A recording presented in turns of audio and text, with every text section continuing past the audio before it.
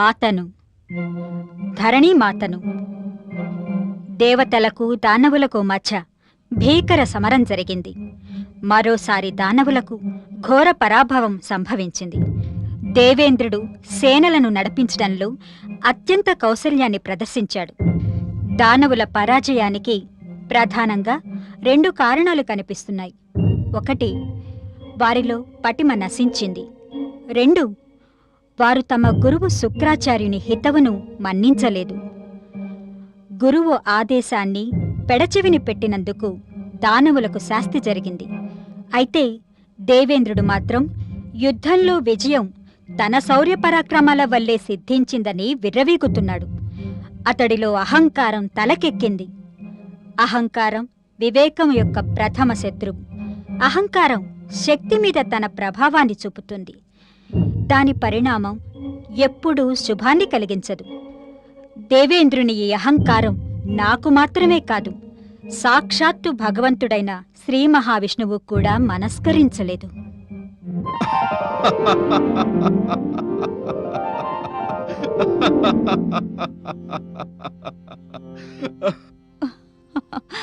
నాకు మీ నవ్వు చూసి ఆశ్చర్యం కలుగుతున్నది. అటులనా? నాకర్థమైనది. తమరు నవ్వునెందుకు ఆపుకోలేకపోతున్నారు? అయితే ఈ నవ్వు ఆపుకోలేకపోవడానికి కారణం ఏంటో చెప్పు చూద్దాం.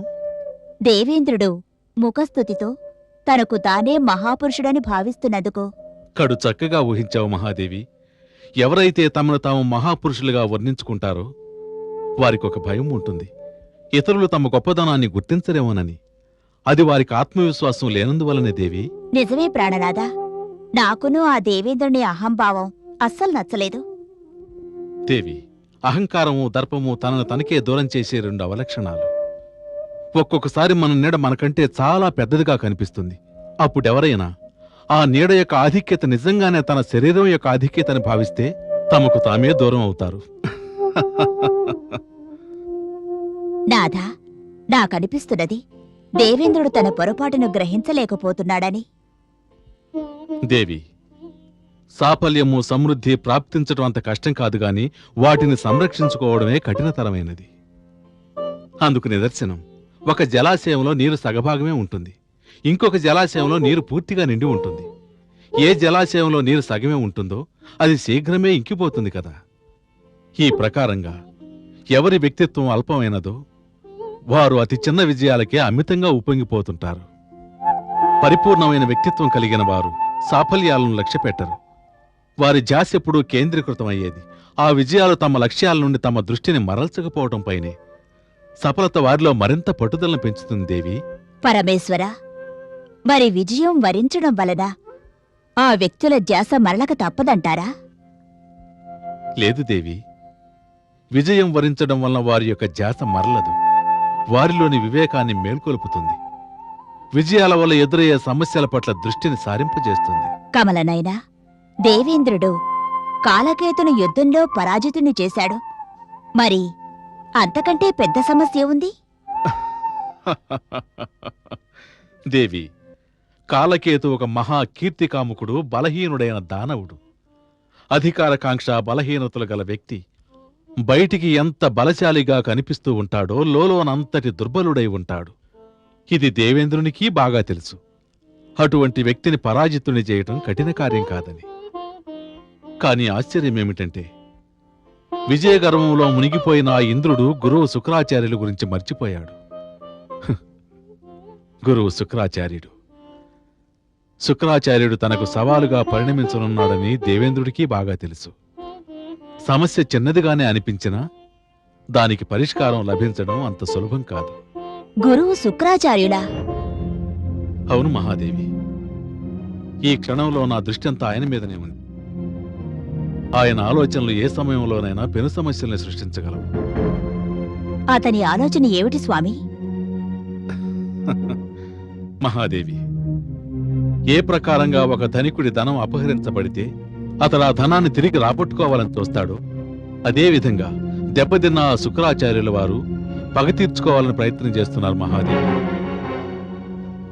గురువు శుక్రాచార్యుల వారు ఏం ఆలోచిస్తున్నారన్న విషయం ఎవ్వరూ పసిగట్టలేరు. ఆయన ఆలోచనలు ఏమైనా అవి దేవతలకు ఉపద్రవాన్నే తెచ్చిపెట్టగలరు. అయితే తమరు దేవతలకు ఆశ్రయం ఇవ్వాలి కదా స్వామి. లేదు మహాదేవి, ఎవరో ఎవరికో ఆశ్రయం ఇచ్చే పరిస్థితి ఎన్నటికీ ఉత్పన్నం కాకూడదు అని నా ఉద్దేశం. అయినా నేనేం చేయగలను? ఇదంతా నిర్ణయం అయ్యేది గురువు శుక్రాచార్యులు వేసే మున్ముందు ఎత్తుగడలపైనే.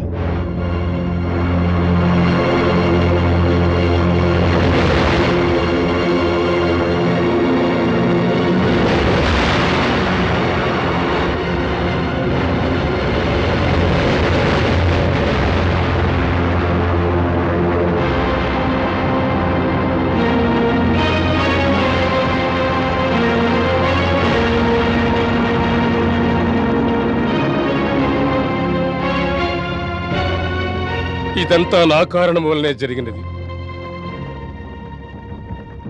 నేనే ఈ వినాశనానికి కారణం. నాకు జీవించే అధికారం ఏమాత్రం లేదు, ఏమాత్రం లేదు.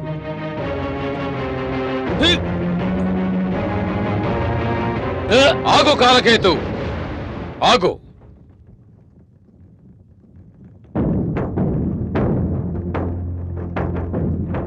ప్రణామం గురుదేవా. ఏమిటి నీ మూర్ఖత్వం? దానవ వీరుల యొక్క ఈ శవాలు, తెగిపడిన ఈ శిరస్సులు, యుద్ధక్షేత్రంలో జ్వలిస్తున్న మహా అగ్నిపర్వతం, ఇవన్నీ ముక్త కంఠంతో చాటుతున్నాయి. నీవు నా యొక్క తొలి ఆజ్ఞను పాలించకపోయినందుకే ఈ శాస్తి జరిగినదని. నన్ను మీ దానవుల గురువుగా స్వీకరించిన నాటి నుండి నిన్ను హెచ్చరిస్తూనే వస్తున్నాను.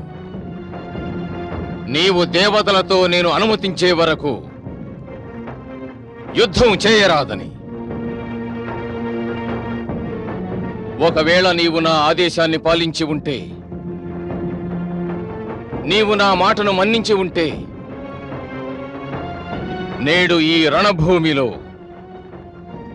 దానవుల శవాలకు బదులు దేవలోకవాసుల శవాలను చూసి ఉండేవారము. తమను క్షమను అర్థించడానికి సిగ్గుపడుతున్నాను గురుదేవా. కానీ తమరు నన్ను క్షమించండి. ప్రతీకారం మరియు క్రోధము అనే అగ్నిలో నా ఆలోచన, వివేచనల శక్తి భస్మమైపోయింది. క్రోధము పరాజయ ప్రథమ లక్షణము కాలకేతు. యుద్ధము క్రోధముతో కాదు, సరి అయిన రీతిలో ఒక వ్యూహం ప్రకారం చేయాలి. కాలకేతు, నీకు విజయము ఎందుకు ప్రాప్తించలేదంటే, లోభము, దురాశ నీపై తొలి విజయం సాధించాయి. రాజసింహాసన వ్యామోహంతో దానవుల ఐక్యతను భగ్నం చేశావు. నేడు దానవులందరిలో దోషిగా ఎందుకు నిలబడ్డావంటే, సమైక్యతను కాపాడలేకపోయినందుకే. తమరు అనుమతినిస్తే గురుదేవ, నేను దానవలోకాధిపత్యాన్ని త్యజించగలను. ఇది సింహాసనాన్ని అధిష్ఠించే ముందు ఆలోచించి ఉండవలసింది కాలకేతు. తమరు ఎవరిని నిర్ణయిస్తే వారే మా అధిపతి అవుతారు గురుదేవా. ఇప్పుడు ఈ వాదోపవాదాలు నిరర్ధకం. అధిపతి ఎవరవుతారు, ఎవరు కావాలని? లేదు గురుదేవ, తమ ఆదేశాన్ని మన్నించడానికి సిద్ధంగా ఉన్నాం. కాలకేతు, నీవిప్పుడు రాజసింహాసనం అలంకరించావు. నీవి సింహాసనం నుండి వైదొలగితే దానవుల ఐక్యతను మరోసారి దెబ్బతీసినట్లవుతుంది. ఇక ముందు ఒక వ్యక్తికి ఒకే పదవి అన్న సిద్ధాంతమే అమల్లోకి వస్తుంది. నీవు కేవలం అధిపతిగానే ఉండు, సేనాపతిగా కాదు. సేనాపతి గతములో హర్షణీయం, కానీ ఇప్పుడు కాదు.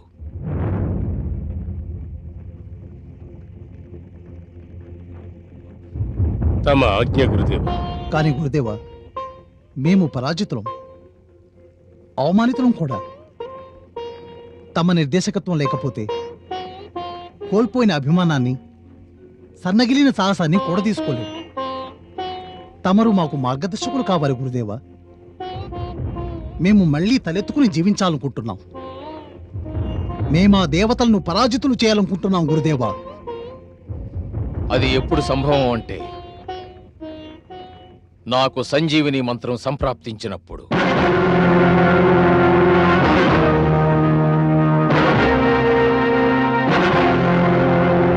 సంజీవిని మంత్రమా గురుదేవా? సంజీవిని మంత్రమా? ఆ సంజీవిని మంత్రమే. అది ఆ భగవానుడు శివుని దివ్యవర ప్రసాదము. ఆ మంత్రమే నాకు వశమైతే మీరు ఏ యుద్ధాల్లోనూ మరణించరు. ఒకవేళ మరణించినా నేనా మంత్ర ప్రభావంతో మిమ్మల్ని పునర్జీవితుల్ని చేస్తాను. గురువు శుక్రాచార్యులకు జై! గురువు శుక్రాచార్యులకు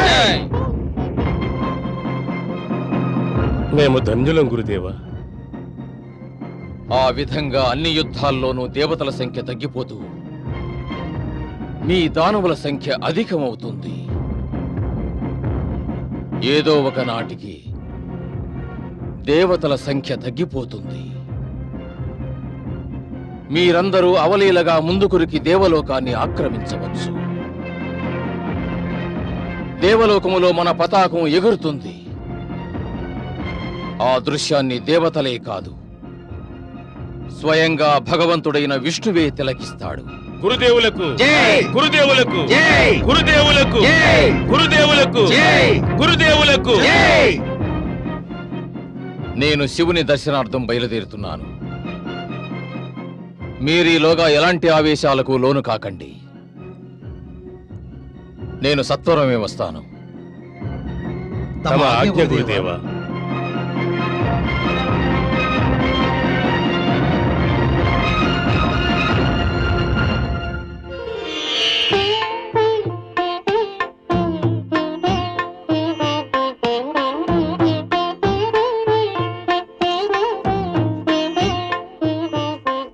దేవి ఇంద్రాణి, దేవాసురుల సంగ్రామం ఇంతకుముందు కూడా జరిగినది. కానీ ఈసారి మేము దానవ సేనలను ఎలా వధించామంటే ఇంతవరకు వారా దెబ్బ నుండి తేరుకోలేకపోతున్నారు. సమస్త యుద్ధ క్షేత్రాలకు మేము దానవ శవాల ద్వారా ఒక పాఠం నేర్పాము. నా మనసులో కోరిక కూడా అదే. దానవులకి పరాజయం గుణపాఠం కావాలి. తిరిగి యుద్ధానికి దిగకూడదు. అలాగే జరుగుతుంది దేవి, అలాగే జరుగుతుంది. దానవులు ఇకపై భవిష్యత్తులో ఏనాడూ దురాక్రమణ చేసే సాహసం చెయ్యరు. ఇక మనకు వారి వలన ఏ చింత, ఏ భయమూ లేదు.